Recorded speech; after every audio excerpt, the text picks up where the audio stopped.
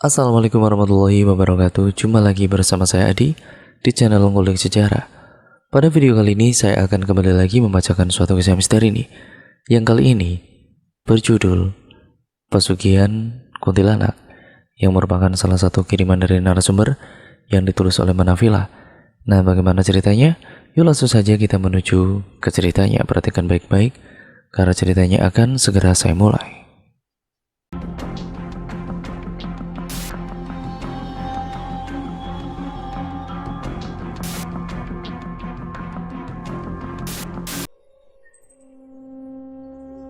Ketika duniawi mengalahkan akal sehat seorang ibu, Rahayu pergi ke dukun untuk melakukan pesugihan yang tidak wajar. Darah anaknya menjadi syarat pesugihan itu, dan itulah awal kehancuran keluarganya. Dan untuk disclaimer, semua nama tempat sudah disamarkan ya teman-teman. Yuk kita lanjut ke ceritanya. Santo adalah seorang pekerja keras. Ia pemuda yang jujur, sopan, dan meski hanya seorang kuli yang pendapatannya tidak seberapa, sifatnya itu membuat ia dikagumi oleh banyak wanita. Salah satunya adalah Rahayu, gadis manis yang membuat pria selalu penasaran dibuatnya. Siang itu Santo sedang memanggul muatan beras di salah satu lapak pasar Duku Gedang. "Bu, ditaruh di sini, Bu," tanya Santo ke pemilik warung. Rahayu yang sedang di warung membeli beras, ia langsung memperhatikannya. Selesai dengan pekerjaannya, Santo langsung bergegas pergi untuk mengambil lagi barang sang pemilik warung. "Apa lagi, Neng?" tanya pemilik warung kepada Rahayu. "Sudah, Bu, ini saja." "Bu, itu tadi siapa ya, Bu, yang bawa beras?"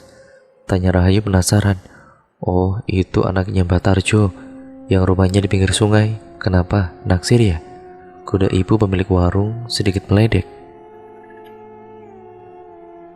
Rahayu pun membayar belanjaannya lalu mencari-cari tukang panggul. Tapi di siang hari yang terik itu, tidak terlihat para pemanggul yang biasanya cukup banyak. Lalu Rahayu melihat Santo yang sedang berdiri setelah memanggul belanjaan milik lapak di sana. Ya, mau tidak mau, karena ia sudah kelelahan, Rahayu akhirnya menghampiri Santo. "Mas, aku minta tolong." "Minta tolong apa, Neng?" "Bawakan ini ke becaknya Kang Maman." Santo segera memanggulnya sambil bergumam lirih. "Siapa yang bisa menolak cewek secantik ini?" "Apa, Mas?" tanya Rahayu yang pipinya memerah dan malu-malu. Enggak, sudah, mana saja yang mau dibawa," sahut Santo. Mereka pun akhirnya keluar pasar menuju becaknya Kang Maman. Berawal dari situ, mereka saling berkenalan dan menyukai satu sama lain, sampai akhirnya mereka memutuskan untuk menjalin hubungan yang lebih serius. Mereka kemudian memutuskan untuk menikah, dan prosesnya sendiri dilakukan secara sederhana. Keluarga Rahayu yang sebenarnya tergolong orang berada awalnya menolak pernikahan itu. Namun Rahayu sudah mantap untuk menikah dengan Santo yang hanya anak buruh tani tanpa pekerjaan tetap. Cinta Santo dan Rahayu bagaikan kisah Romeo dan Juliet. Mereka benar-benar saling mencintai tanpa mengenal batasan kasta. Bulan demi bulan mereka jalani tanpa ada percakapan yang serius, hingga akhirnya kebahagiaan mereka semakin lengkap setelah dikaruniai seorang anak perempuan yang sangat manis seperti ibunya. Anak itu diberi nama Sarah Aulia Rahma.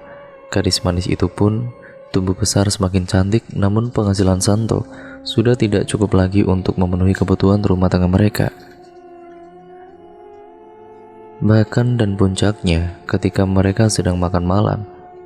"Bu, Sarah sudah ditanya wali kelas kapan mau bayar SPP?" "Nggak ada. Sana minta sama bapak." "Ibu nggak tahu," ujar Rahayu.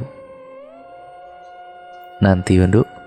Bulan depan insya Allah dibayar," jawab Santo sambil mengelus rambut Sarah. "Tapi Pak," sebelum Sarah menyelesaikan kalimatnya. "Sudah, biar besok Bapak ketemu Pak Guru ya," potong Santo. Karena kecewa, sang anak langsung pergi ke tempat tidur tanpa menyelesaikan makannya. Di sela-sela tidurnya, Rahayu dan Santo berbincang-bincang dengan singkat. "Apa Bapak nggak coba mencari pekerjaan lain? Kebutuhan semakin banyak. Aku juga ingin dimanja seperti istri-istri lainnya, pakai kalung, makan enak, serba ada. Keluh Rahayu. Kerja apa bu? Bapak cuma bisanya ya kerja seperti ini. Besok bapak coba tanya ke Pak Harto, semoga ada pekerjaan. Jawab Santo, dan siang malam Santo bekerja keras. Apa saja ia lakukan demi menafkahi nafkah untuk keluarganya. Tidak jarang ia berangkat petang hingga pulang saat petang lagi. Tapi itu pun masih tidak mampu mencukupi kebutuhannya. Sementara Rahayu semakin berubah perangainya. Ya, karena faktor tetangganya itu selalu memanas-manasi dengan memakai perhiasan dan baju baru. Bahkan Rahayu sering dihina.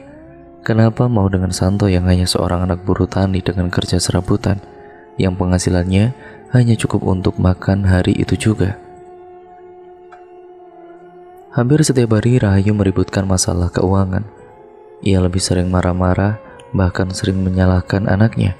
Rahayu yang dulu dikenal ramah dan baik sekarang berubah total karena ekonominya tidak kunjung membaik.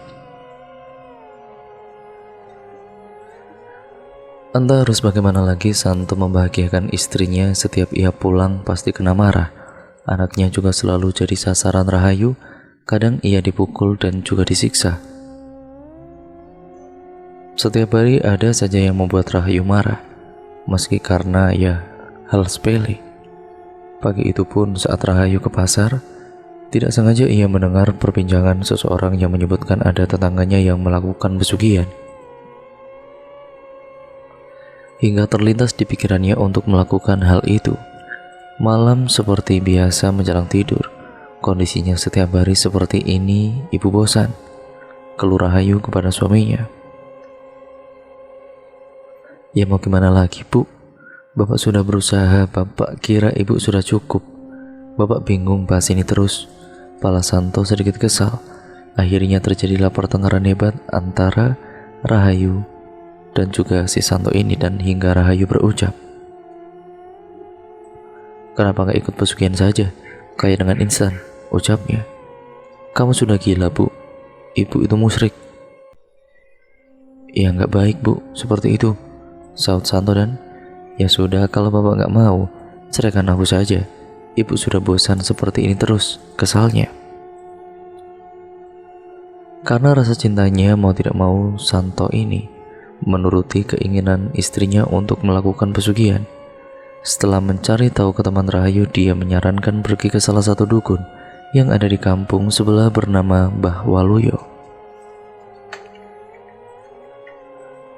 Keesokan harinya mereka ke sana. Setelah beberapa lama mencari, akhirnya mereka pun bertemu dengan Mbah Waluyo.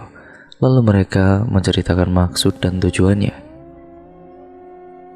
Begini mbah, hidup saya sudah lama seperti ini. Saya ingin berubah menjadi kaya raya, punya apa saja bisa mbah, ucap Rahayu. Dan mudah, tapi syaratnya susah, jawab Mbah Waluyo. Syaratnya apa mbah? Yang bisa bikin kamu kaya bukan saya, tapi Mbah Paing. Rumahnya di dalam hutan, tegas Mbah Waluyo. Dalam hutan, saut Santo. Hutan yang dimaksud itu memang terkenal oleh orang-orang yang mencari pesugihan. Di sana ada satu pesugihan yang tidak semua orang mau melakukannya karena syaratnya sangat berat, namun hasilnya setimpal. Syaratnya yang mengikat dan tidak bisa putus itu yang orang-orang hindari. Tapi tidak dengan Rahayu. Ia malah sangat ingin melakukannya karena hasratnya tidak terbendung untuk segera hidup serba berkecukupan. Untuk menuju ke tempat Mbah Paing pun sangat sulit. Mereka harus masuk ke dalam arena hutan yang lebat dan hampir tidak terjamah. Medannya terjal dengan sisi kanan dan kirinya jurang yang menganga. Salah satu syarat jika ingin bertemu dengan Mbah Paing harus di malam hari tanpa membawa apapun selain obor yang sudah tersedia di gerbang pintu masuk kaki gunung. Tepat di hari Kamis malam Jumat, Rahayu berangkat dengan Santo. Sementara Sarah dititipkan ke orang tua Rahayu. Mereka pun masuk ke dalam hutan yang benar-benar gelap. Baru mereka di depan gerbang sudah terjadi hal-hal yang ganjil. Tepat di gerbang itu terlihat sosok pocong. Di tengah jalan juga ada yang iseng memegangi kaki Santo sehingga membuatnya terjatuh. Kejadian-kejadian terjadi selama perjalanan itu sungguh membuat mereka ketakutan. Namun itu tidak menyurutkan niat Rahayu untuk melanjutkan bertemu Mbah Paing. Mereka terus melangkah hingga melihat pohon randu alas yang di batangnya ada sosok wanita bermuka seram yang sedang duduk. Sosok itu mengamati Rahayu dan Santo. "Ikut denganku saja," ucap sosok itu. Namun mereka tetap melangkah ke depan karena menurut Mbak Waluyo, jangan menanggapi apa yang mengajak atau memanggilnya. Akhirnya setelah beberapa lama mereka menemukan gubuk yang sangat gelap. Hanya ada obor yang menyala di gubuk yang kecil dan kumuh itu.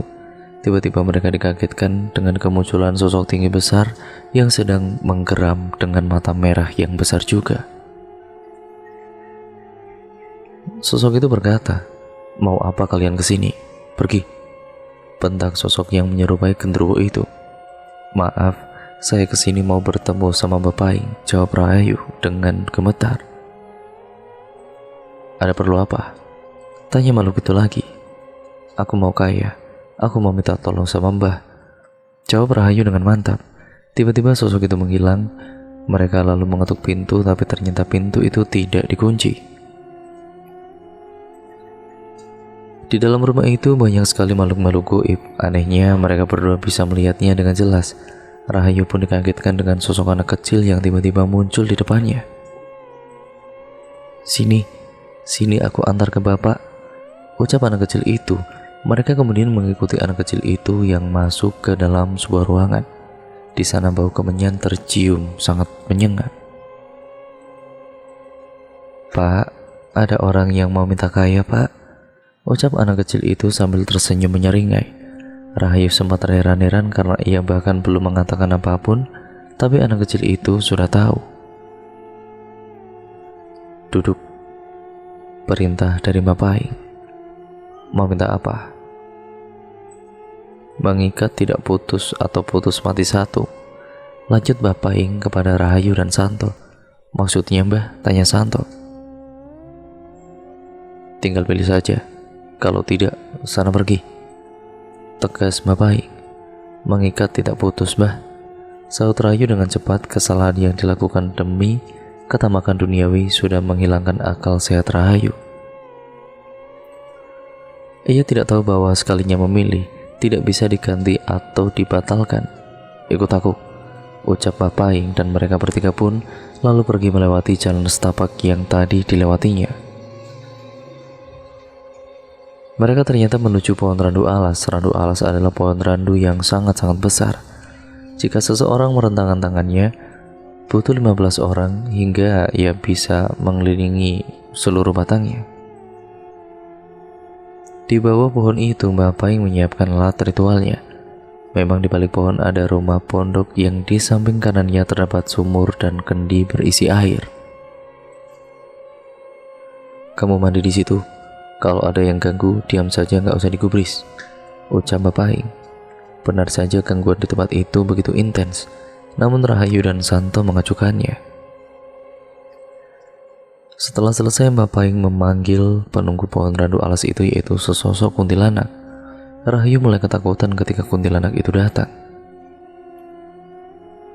Santo yang sudah merasa tidak nyaman dari awal malah berencana membatalkan pesugihan itu. Namun pilihan itu sudah tidak bisa diubah. Rahayu pun semakin bertekad akan melakukan pesugihan tersebut. Mbak Paing mulai berinteraksi dengan sosok kuntilanak itu. Syaratnya darah anak perempuan langsung dari lehernya. Kalau tidak, semua keturunanmu akan mati. Setiap 15 tahun di bulan Suro kamu harus memberikan darah baru. Lanjutnya, syarat itu sifatnya mengikat. Jadi setiap 15 tahun sekali harus mengorbankan satu anak perempuan lagi. Begitu seterusnya, tidak terputus hingga selamanya. Santo sebenarnya menolak dan siap menggantikan jadi tumbalnya. Namun yang dibutuhkan kuntilanak itu adalah darah anaknya yang perempuan. "Gila kamu, Bu? Dia anak kita satu-satunya. Kamu kok tega sama anak sendiri, ujar Santo. Ah, sudah diam kamu pak. Yang penting aku kaya raya, balas Rahayu dengan geram. Aku benar-benar sanggup. Anak perempuanku tak sembelih, lanjut Rahayu, dan tiba-tiba makhluk itu menghilang. Semua jadi sunyi. Mbah Paing pun hanya bisa termenung, tidak mengatakan apapun. Cukup lama Mbah Paing terdiam. Rahayu dan Santo hanya saling memandang. Dengan mata masih terpejam, Mbah Paing mulai berbicara. Kamis malam kamu harus mengambil darah anakmu, ayam cemani, dan air dari 7 sumur. Mereka pun akhirnya menyelesaikan ritual pertamanya dan bergegas meninggalkan tempat itu. Di perjalanan, Santo tidak menyangka Rahayu akan tega mengorbankan sang anak demi keinginannya sendiri. Lagi-lagi karena cinta, sekali dibentak istrinya, Santo langsung menurut. Tepat pukul 12 malam, dan itu malam Jumat, ritual terakhir akan Rahayu lakukan. Santo masih tetap menolaknya. Dari sore anaknya sudah dimanja dan dibelai oleh bapaknya. Ia minta apapun itu pasti akan Santo berikan. Rahayu sudah siap dengan semua perlengkapannya. Anaknya yang sedang tidur langsung dibangunkan dan dibawa ke dapur. Air mata Santo tidak terasa menetes. Rasanya sangat sedih akan kehilangan anak semata wayangnya itu. Namun tidak dengan Rahayu, ia malah semakin berambisi dan emosional. Bawa ke sini pak, perintah Rahayu. Ampun bu, aku salah apa bu? Tangis Sarah mengibah. Kamu mau kujadikan tumbal? Teriak Rahayu, dan Sarah berusaha memberontak. Namun Rahayu menamparnya dengan kencang hingga ia pingsan. Diseretnya tubuh Sarah, sementara bapaknya hanya bisa melihat istrinya yang begitu tega. Tapi ia tidak berbuat apa-apa, seolah terhipnotis karena cintanya yang begitu besar. Ikat dia pak, ucap Rahayu, dan Santo mengikat tubuh anaknya di atas meja. Tepat di bawah lehernya terdapat mangkok, dan Sarah pun terbangun. Salahku apa pak? Ampun pak, ampun, suaranya memelas. Akan tetapi Santo terus mengikatnya dengan kencang. Sudah belum pak, lambat sekali, ucap Rahayu, dan kepala anaknya ditutupi dengan kain dan mulutnya juga disumpal dengan kain. Sekali lagi anaknya dipukul oleh Rahayu hingga pingsan. Rahayu mulai menggorok leher anaknya sampai badannya mengejang. Terputuslah nafas dari anaknya, terdengar suara mengorok seperti hewan yang disembelih. Sangat ngeri dan ngilu jika dibayangkan. Lalu mayat dari anaknya itu dimakamkan di dalam rumah, tepatnya di dapur, sedangkan kepalanya dipisah dan dikubur di depan pintu rumah. Entah bagaimana ceritanya hingga tetangga tidak ada yang mendengar tragedi memilukan itu, atau cerita-cerita Sarah yang meminta tolong dan ampun. Ketika Santo mengubur tubuh anaknya, tidak terasa air matanya menetes. Ia benar-benar menyesali apa yang telah ia lakukan kepada anaknya. Namun berbeda dengan Rahayu, ia malah merasa lega dan juga sumringah. Aku akan jadi kaya raya, aku akan jadi kaya raya, ucap Rahayu sambil tersenyum. Dan setelah tragedi itu, Rahayu dan Santo hidupnya mulai berubah. Mereka mulai membangun rumah yang lebih besar. Mereka memiliki apapun yang diinginkan. Hari demi hari harta mereka semakin bertambah. Tetangga pun tidak ada yang menaruh curiga karena mereka sering memberikan bingkisan dan bantuan. Apapun yang mereka beli pasti akan dibagikan sebagian ke tetangganya. Rahayu mulai asik dengan dunianya sampai ia lupa akan syarat yang harus dipenuhi. Sedangkan selama ini ia belum dikaruniai anak lagi. Entah kebetulan atau memang makhluk itu yang sengaja membuatnya seperti itu, ya malam itu tepat malam 1 Suro, Rahayu sudah mulai gelisah. Angin kencang seperti berhembus ke dalam rumahnya. Tiba-tiba sosok kuntilanak muncul di hadapan mereka. Kamu tidak menepati janji, teriak kuntilanak itu dengan suara yang menggema. Maaf, aku sudah berusaha tapi belum dikasih, jawab Rahayu dengan ketakutan. Ah, tidak bisa. Kalau tidak bisa memberikan, darahmu yang akan aku ambil. Ucap makhluk itu dengan marah. Akhirnya makhluk itu pun pergi dan berjanji akan kesini lagi. Pak, gimana ini Pak? Ibu belum dikasih anak lagi Pak, ucap Rahayu ketakutan. Nggak tahu Bu, itu kan keputusanmu dulu. Aku sudah nggak bisa ikut campur, acuh Santo. Rahayu pun mulai kelimpungan. Ia bingung dan gelisah bagaimana cara memutus kontrak yang sudah terlanjur mengikat. Ia sempat ke Bawaluyo, namun beliau pun tidak bisa menolongnya. Ke tempat lain pun juga tidak ada yang sanggup. Malam itu adalah malam terakhir Rahayu. Kuntilanak itu datang lagi. Mana darahnya? Mana darahnya? Teriak kuntilanak itu dengan suara yang menggelegar menyeramkan, dan sementara itu Santo sedang keluar.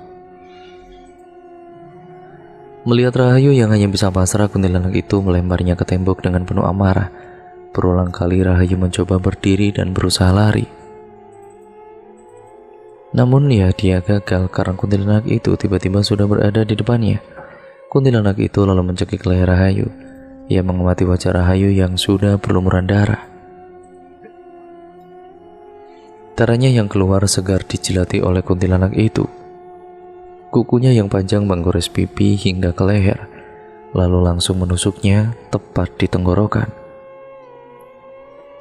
Rahayu tidak sempat berteriak ataupun meminta tolong.